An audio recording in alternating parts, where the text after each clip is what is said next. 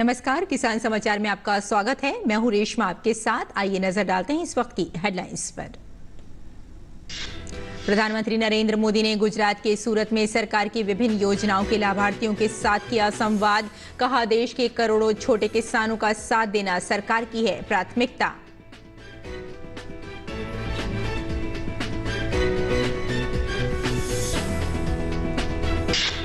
केंद्रीय गृह एवं सहकारिता मंत्री अमित शाह ने नई दिल्ली में राज्य सहकारिता मंत्रियों के 2 दिवसीय राष्ट्रीय सम्मेलन को किया संबोधित। कहा, सहकारिता के माध्यम से खाद्य उत्पादन में सहयोग हुआ है। भारत की अर्थव्यवस्था में सहकारिता का है योगदान।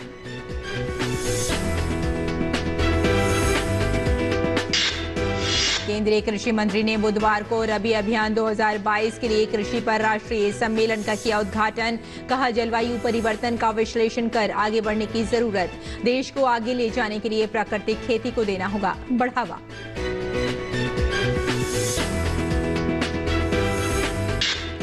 उत्तर प्रदेश में सूखे से प्रभावित किसानों को राहत देने के लिए मुख्यमंत्री ने लिया बड़ा निर्णय।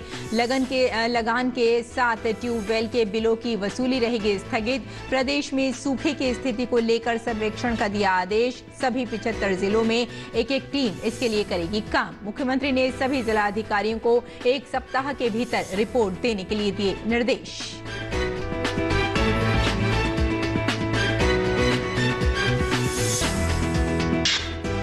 दक्षिण भारत में धूमधाम से मनाया जा रहा है ओणम त्योहार। खास तौर पर खेतों में फसल की अच्छी उपज के लिए मनाया जाता है ओणम पर्व। राष्ट्रपति, उपराष्ट्रपति और प्रधानमंत्री नरेंद्र मोदी ने ओणम की दी शुभकामनाएं। पीएम मोदी ने कहा, ये त्योहार प्रकृति मां की महत्वपूर्ण भूमिका और हमारे मेहनती किसानों के महत्व को दर्शाता है।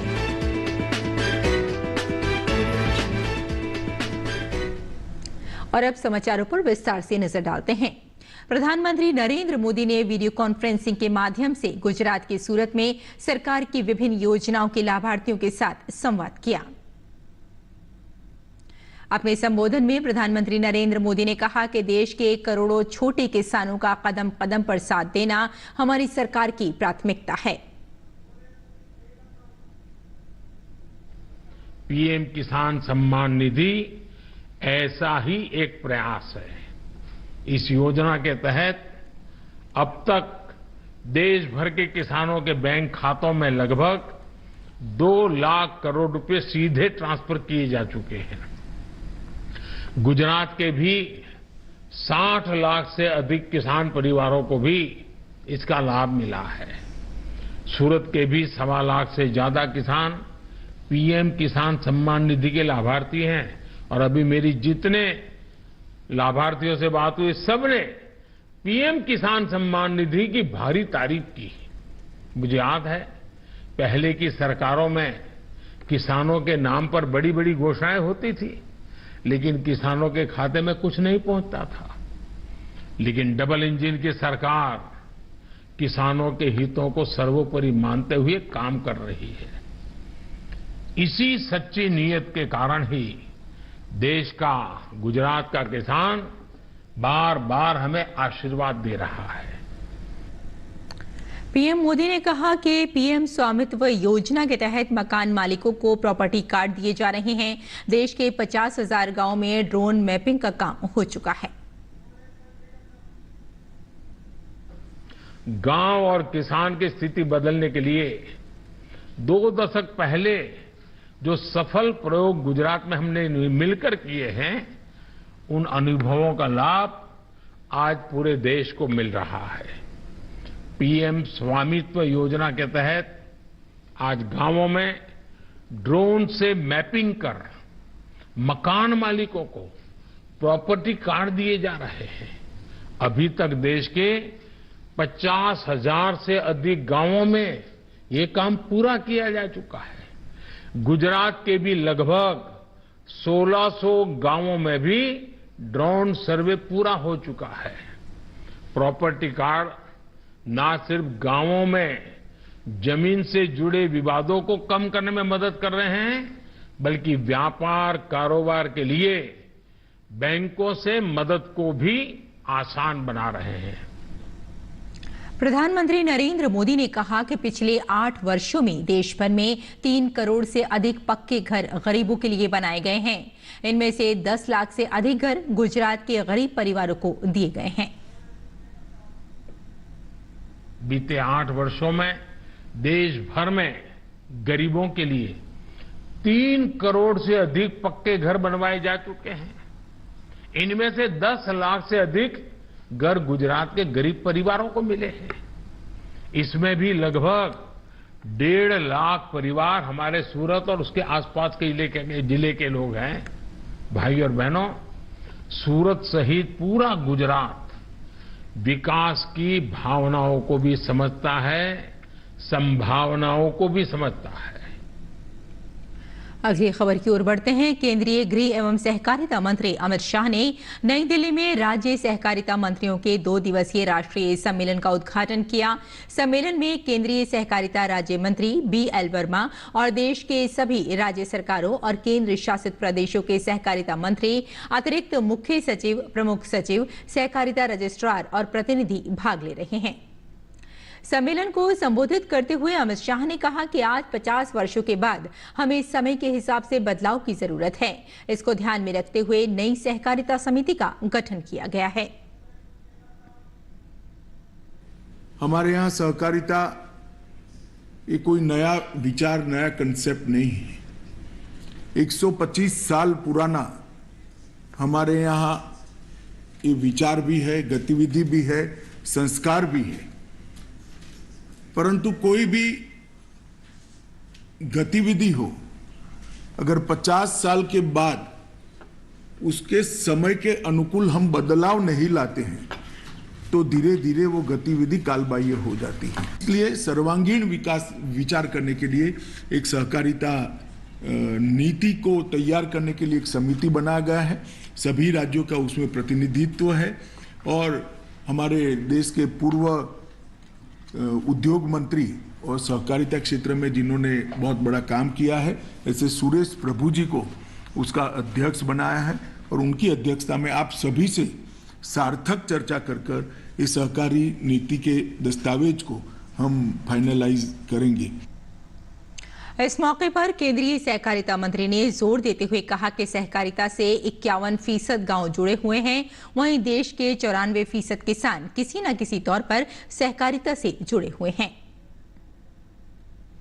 और एक प्रकार से 51% गांव देश के किसी न किसी स्वरूप से कोऑपरेटिव से जुड़े हुए और 94% किसान किसी न किसी स्वरूप से, चाहे दूध उत्पादक सहकारिता से जुड़े हो, चाहे कोई फाइनेंस लेता होगा, चाहे कोई अपने उपज का मार्केटिंग के लिए सहायता लेगा होता, कोई भंडारण की लेता होगा, परंतु 94% किसान आज सहकारिता से जुड़े हैं। अमित शाह ने यह भी कहा कि केंद्र सरकार नेफेड में बदलाव करने जा रही है जिससे उसका लाभ ज्यादा से ज्यादा लोगों को मिल पाए। उन्होंने साथ ही कहा कि हम जल्द ही एक सहकारिता विश्वविद्यालय का गठन करेंगे जिससे हमें अच्छे कौशल युक्त छात्र मिल सकें। नेफेड प्रोएक्टिव होकर स्टेट के मार्केटिंग फेडरेशन के साथ रहकर पैक्स को सक्रिय रूप से मार्केटिंग में जोड़ेगा और जो मार्केटिंग का पूरा मुनाफा है अंततोगत्वा नाफेड स्टेट के फेडरेशन, डिस्ट्रिक्ट फेडरेशन के माध्यम से पैक्स में पहुंचे, ऐसी ट्रांसपेरेंट व्यवस्था हम करने जा रहे हैं। हमने तय किया है कि एक कोऑपरेटिव यूनिवर्सिटी बनाई जाएगी और राज्य के संघ के सहकारी संघ के तत्वाधान में हर राज्य में इसकी एक एफिलिएटेड कॉलेज भी खोलेंगे। दुनिया भर में ऑर्गेनिक प्रोडक्ट का मांग है, मगर हमारे यहाँ सर्टिफिकेशन की व्यवस्था नहीं है। ये प्रोडक्ट जो प्राकृतिक ऑर्गेनिक के नाम से बिक रहा है वो ऑर्गेनिक है या नहीं है, इसकी विश्वसनीय सर्टिफिकेशन की व्यवस्था नहीं है, इसके मार्केटिंग भी की भी व्यवस्था नहीं है, इसकी एक्सपोर्ट की भी व्यवस्था नहीं है। तो अमूल के नेतृत्व में हम ऑर्गेनिक प्रोडक्ट को सर्टिफाइड करने का और उसके मार्केटिंग करने की एक कोऑपरेटिव बनाने जा रहे हैं जो मल्टी स्टेट कोऑपरेटिव होंगी, जिसमें सब स्टेट को हम जोड़ेंगे। और केंद्रीय कृषि मंत्री नरेंद्र सिंह तोमर ने बुधवार को NASC पूसा नई दिल्ली में रबी अभियान 2022-23 के लिए कृषि पर राष्ट्रीय सम्मेलन का उद्घाटन किया। कृषि मंत्री ने प्रधानमंत्री फसल बीमा योजना के बारे में बताया, जिसके तहत किसानों को उनकी फसल के नुकसान के मुआवजे के रूप में 1.22 लाख करोड़ रुपए दिए गए हैं।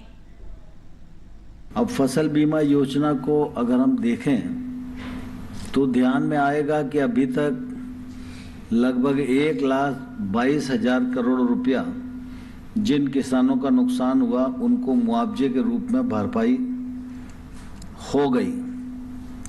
अब 1,22,000 करोड़ रुपए का मुआवजा बढ़ना ये सामान्य बात नहीं है, लेकिन अब आज चुनौती इस बात की है कि फसल बीमा योजना के संपर्क में सब लोग हैं क्या, जो नहीं है वो आ सकते हैं क्या, और जो किसान फसल बीमा योजना के अंतर्गत कवर नहीं है उन तक बीमा योजना की पहुंच कैसे बन सकती है। हमारे यहाँ जितने किसान हैं, अगर ये सबके सब किसान फसल बीमा योजना में कवर हो जाएं तो मैं समझता हूं कि बीमा योजना का स्वरूप ही बदल जाएगा। केंद्रीय मंत्री तोमर ने कहा कि डिजिटल एग्रीकल्चर पर केंद्र सरकार ने काम शुरू किया है ताकि किसानों तक सरकार की और किसानों की सरकार तक पहुंच बने और उन्हें योजनाओं का लाभ पारदर्शिता से मिले। डिजिटल एग्रीकल्चर मिशन पर भी मिलकर काम करने की आवश्यकता है। टेक्नोलॉजी का पूरा उपयोग करते हुए डिजिटल मिशन के माध्यम से हम एक एक किसान का भला कर पाएं और उस तक जो उसकी अपेक्षा है, जिसका वो अधिकार चाहता है, वो अधिकार हम उस तक पहुंचा सकें। इसलिए डिजिटल एग्रीकल्चर मिशन पर भी काम करने की निश्चित रूप से हम सब लोगों को आवश्यकता है और उसमें भी आप सबका सहयोग अपेक्षित है। उन्होंने कहा कि प्रधानमंत्री के प्रयासों से वर्ष 2023 को अंतर्राष्ट्रीय पोषक अनाज वर्ष के रूप में मनाया जाएगा। भारत पूरी दुनिया में इस कार्यक्रम का नेतृत्व करने वाला है। सरकार की कोशिश है कि मिलेट्स के प्रोडक्ट और एक्सपोर्ट बढ़े तथा किसानों की आमदनी बढ़े। राज्यों में इसे प्रमोट करने की दिशा में काम करने का उन्होंने अनुरोध किया। टेक्नोलॉजी का पूरा उपयोग करते हुए डिजिटल मिशन के माध्यम से हम एक एक किसान का भला कर पाएं और उस तक जो उसकी अपेक्षा है, जिसका वो अधिकार चाहता है, वो अधिकार हम उस तक पहुंचा सकें। इसलिए डिजिटल एग्रीकल्चर मिशन पर भी काम करने की निश्चित रूप से हम सब लोगों को आवश्यकता है और उसमें भी आप सबका सहयोग अपेक्षित है। कृषि राज्य मंत्री कैलाश चौधरी ने बताया कि सरकार ने किसानों को लाभान्वित करने के लिए NAMFPO और डिजिटल कृषि जैसी अनेक पहल की हैं। प्राकृतिक खेती की प्रणालियों को बढ़ावा देने के लिए कृषि विज्ञान केंद्र और अन्य अनुसंधान एवं विकास संस्थान तकनीकी जानकारी प्रदान करने के लिए ज्ञान केंद्र होंगे। प्राकृतिक खेती को हम कैसे बढ़ावा दे सकते हैं, गो आधारित खेती को हम कैसे बढ़ावा दे सकते हैं। अगर प्राकृतिक खेती के ऊपर हम जाकर जीवामृत या घन जीवामृत या जिस तरह से एक गाय हमारे खेत में होती है, उस गाय के लिए हम क्या अपने प्रदेश के अंदर कर सकते हैं, कैसे हम किसान के खेत तक हम जो गाय है उसको किसान को मोटिवेट कर सकते हैं कि इस खेत के अंदर आप नेचुरल फार्मिंग कीजिए, जिससे आपके उत्पादन में कमी होगी, उत्पादन में वृद्धि होगी और लागत में कमी आएगी। कुछ ऐसी फसलें जिसमें उत्पादन में केमिकल डालने से भी इसमें ज्यादा उत्पादन होता है। एक दो फसलें हैं जिसके अंदर उत्पादन में कमी आती है, बाकी सभी में उत्पादन में वृद्धि होती है। ये एक रिसर्च के अनुसार है। और सूखे से प्रभावित किसानों को राहत देने के लिए मुख्यमंत्री योगी आदित्यनाथ ने बड़ा निर्णय लिया है। उन्होंने प्रदेश में सूखे की स्थिति को लेकर सर्वेक्षण का आदेश दिया है। प्रदेश के सभी 75 जिलों में एक एक टीम इसके लिए काम करेगी। इसके साथ ही मुख्यमंत्री ने सभी जिला अधिकारियों को 1 सप्ताह के भीतर रिपोर्ट देने के निर्देश दिए हैं। प्रदेश के बड़ी संख्या में किसान सूखे की मार झेल रहे हैं। उत्तर प्रदेश के मुख्यमंत्री योगी आदित्यनाथ ने सभी जिला अधिकारी अधिकारियों से एक सप्ताह के भीतर सूखे की स्थिति और उससे प्रभावित होने वाले किसानों के बारे में विस्तृत रिपोर्ट तलब की है। हिदायत दी गई है कि लापरवाही बरतने और देरी होने पर जिला अधिकारी जवाबदेह होंगे। उत्तर प्रदेश के 62 जिलों में औसत से कम बारिश हुई है। मुख्यमंत्री योगी ने किसानों की आर्थिक स्थिति को देखते हुए बड़ा कदम उठाया है। सूखे से प्रभावित जिलों में लगान स्थगित रहेंगे और साथ ही ट्यूबवेल की बिजली बिल की वसूली भी स्थगित रहेगी। साथ ही ट्यूबवेल कनेक्शन भी नहीं काटे जाएंगे। मुख्यमंत्री योगी आदित्यनाथ ने दलहन, तिलहन और सब्जी के बीज किसानों को उपलब्ध कराने के निर्देश दिए हैं। सिंचाई विभाग सिंचाई के लिए नहरों में पानी की उपलब्धता सुनिश्चित करेगा। बिजली विभाग को ग्रामीण क्षेत्र में बिजली आपूर्ति बढ़ाने के भी निर्देश दिए हैं ताकि प्रभावित किसानों को राहत मिल सके, किसान अपनी फसलों की सिंचाई समय से कर सकें। आज ओणम का पर्व मनाया जा रहा है। ओणम का ये पर्व दक्षिण भारत, खासतौर पर केरल में बड़े ही धूमधाम के साथ मनाया जाता है। ये त्योहार 10 दिनों तक चलता है, जिसकी शुरुआत इस साल 30 अगस्त से हुई थी। ओणम का पर्व मलयालम सोलर कैलेंडर के अनुसार चिंगम महीने में मनाया जाता है। ये मलयालम कैलेंडर का पहला महीना होता है जो ज्यादातर अगस्त सितंबर महीने के बीच में आता है। मान्यताओं के अनुसार ओणम यानी थिरुओणम के दिन ही राजा महाबली अपनी समस्त प्रजा से मिलने के लिए आते हैं, जिसकी खुशी में ये त्योहार मनाया जाता है। केरल राज्य में इसका अलग ही महत्व देखने को मिलता है। प्रधानमंत्री नरेंद्र मोदी ने ओणम की शुभकामनाएं दी हैं। अपने ट्वीट में प्रधानमंत्री ने कहा कि सभी को ओणम की बधाई, खासकर केरल के लोगों और दुनिया भर में रह रहे मलयाली समुदाय को। ये त्योहार प्रकृति मां की महत्वपूर्ण भूमिका और हमारे मेहनती किसानों के महत्व को दर्शाता है। ओणम हमारे समाज में सद्भाव की भावना को और आगे बढ़ाए।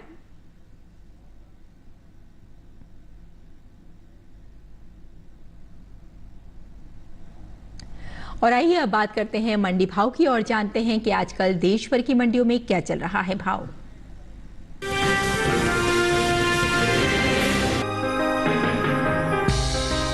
कृषि उपज मंडियों में इन दिनों मूंग की आवक सामान्य बनी हुई है। शनिवार को उत्तर प्रदेश की ज्यादातर मंडियों में मूंग बिकवाली के लिए पहुंची। वहीं बात इसके हाजिर भाव की करें तो 7 सितंबर को अधिकांश मंडियों में मूंग के सौदों में उठापटक के साथ कारोबार हुआ, जबकि कुछ मंडियों में इस दौरान मूंग के भाव में कोई फेरबदल देखने को नहीं मिला।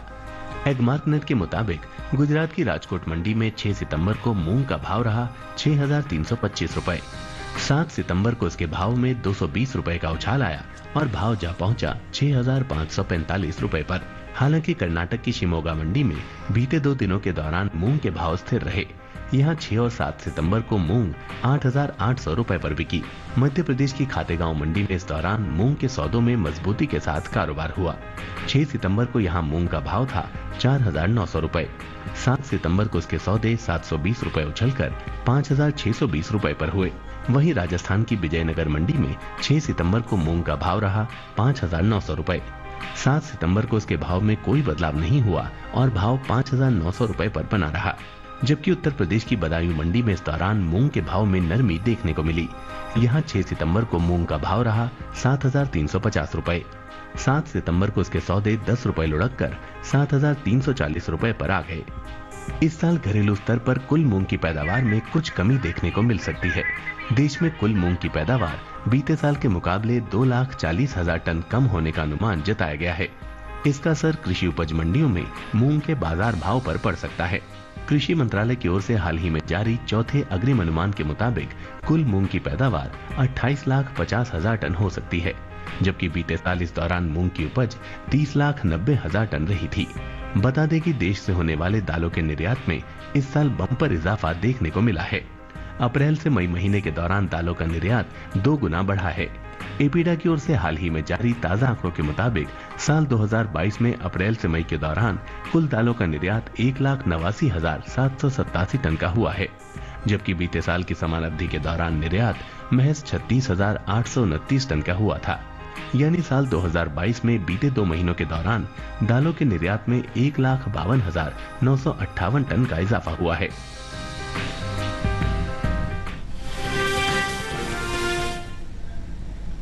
और आइए अब जानते हैं कि किसान इस मौसम में कैसे रखें अपने खेतों का ध्यान।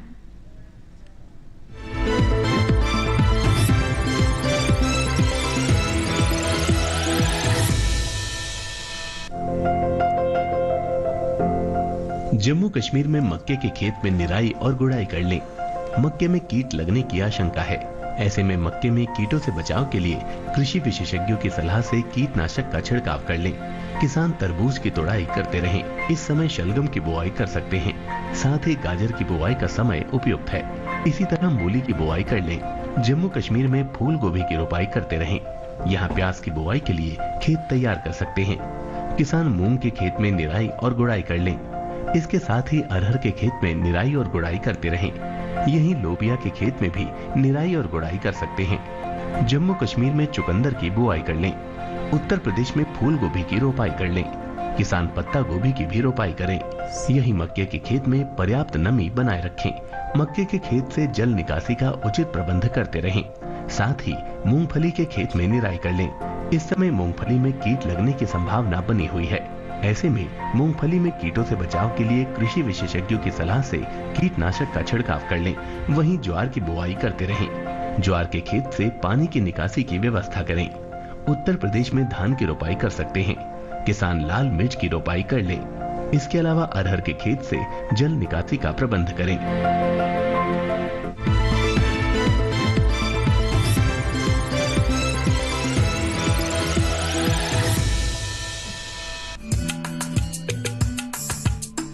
आलू की अगेती फसल बोने का समय निकल चुका है।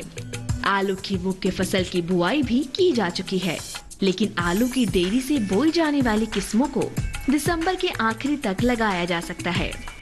आलू की बुआई करते समय किसान के लिए कुछ महत्वपूर्ण बातों का ध्यान रखना जरूरी हो जाता है।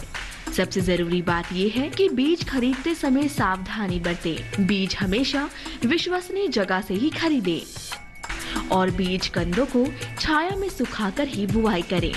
ध्यान रखें कि बोते समय कतार से कतार की दूरी 60 सेंटीमीटर और कंद से कंद की दूरी बीज के आकार के अनुसार हो। उदाहरण के लिए 20 ग्राम भार वाले कंदों की दूरी 15 सेंटीमीटर, 40 ग्राम वाले की 20 सेंटीमीटर, 60 ग्राम वालों की 30 सेंटीमीटर और 80 ग्राम वाले कंदों की दूरी 40 सेंटीमीटर होनी चाहिए। मेड़ों में 8 से 10 सेंटीमीटर की गहराई में बुआई करें। अच्छी फसल लेने के लिए फसल में 7 से 10 बार सिंचाई जरूर करें। पहली सिंचाई बुआई के 10 से 12 दिन बाद अंकुरण से पहले और दूसरी सिंचाई बुआई के 20 से 22 दिन बाद करें। अंतिम सिंचाई खुदाई से 10 दिन पहले करें। बुआई करने से पहले आप अपने खेतों की मिट्टी की जांच भी जरूर करा लें। आलू की बुआई के लिए 1 हेक्टेयर में 180 किलो नाइट्रोजन, 60 किलो फास्फोरस और 100 किलो पोटाश की जरूरत होती है। जब पौध की ऊंचाई 8 से 10 सेंटीमीटर की हो जाए तो खुरपी की मदद से खरपतवार को साफ करते रहें। आलू में झुलसा रोग होने का खतरा बना रहता है। ये रोग पत्ती, डंठल और कंद सब पर लगता है। झुलसा रोग होने पर पत्तियों पर हल्के पीले धब्बे दिखाई देने लगते हैं। ध्यान रहे कि फसल में किसी भी तरह का छिड़काव करने से पहले कृषि विशेषज्ञों की सलाह जरूर लें। आप अपने नजदीकी कृषि विज्ञान केंद्रों से भी खेती से जुड़ी जानकारी ले सकते हैं।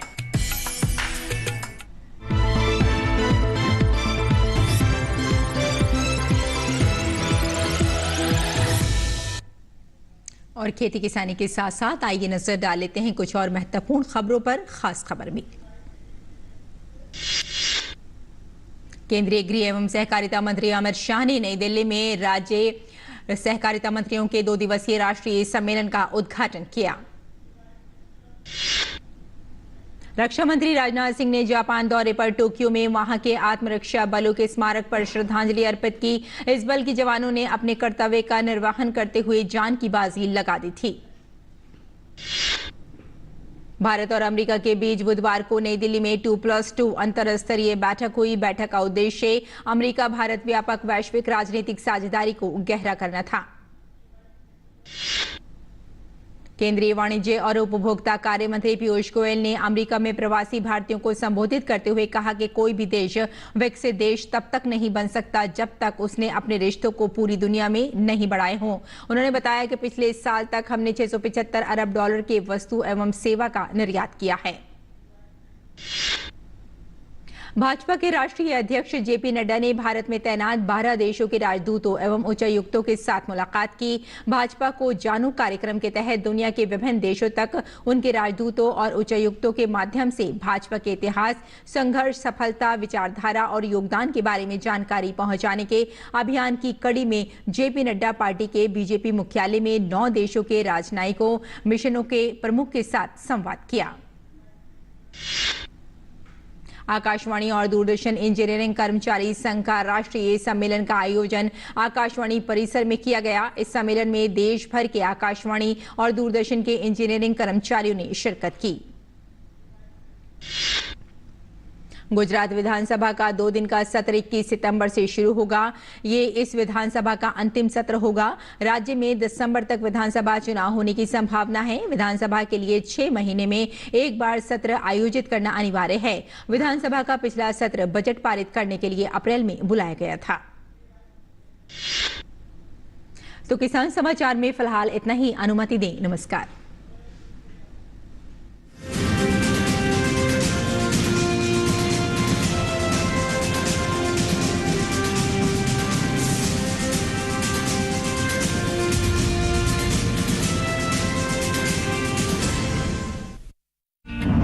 मैं राधिका चौधरी हिमाचल प्रदेश से आपका स्वागत करती हूँ।